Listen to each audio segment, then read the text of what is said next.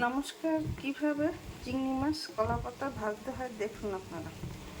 আমি চিংড়ি মাছ কেটে ধুয়ে পরিষ্কার করে সবটা দেখানো হয়নি, সময় বেশি লাগে তাই। তারপর রক ফেলে মাঝখান দিয়ে চিড়ে রকটা ফেলে দিয়েছি। তারপর হলুদ 1 চামচ, মরিচ 2 চামচ আর 1 চামচ লবণ দিয়ে আর একটু তেল দিয়ে নারকেল দিয়ে এটাকে মেখে তারপর কলা পাতা সাজিয়ে ভাজা দিয়ে দিয়েছি। আমার চিংড়ি মাছ ভাজা এই পিঠে দাগ লেগে গেছে, এখন ফিরিয়ে দেব।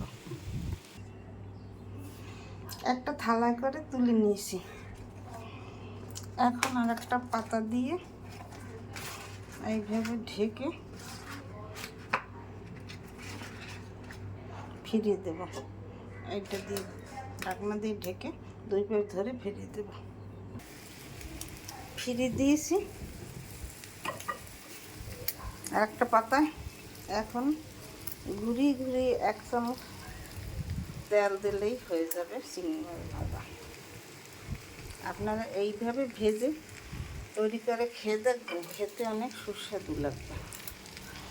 আমার ভাজা হয়ে গেছে, এখন তুলে নেব। এইভাবে আপনারা তৈরি করে খেয়ে দেখবেন, খেতে অনেক সুস্বাদু লাগবে। আমার চ্যানেলটাকে সাবস্ক্রাইব করে লাইক কমেন্ট শেয়ার করে পাশে থাকবেন। ধন্যবাদ।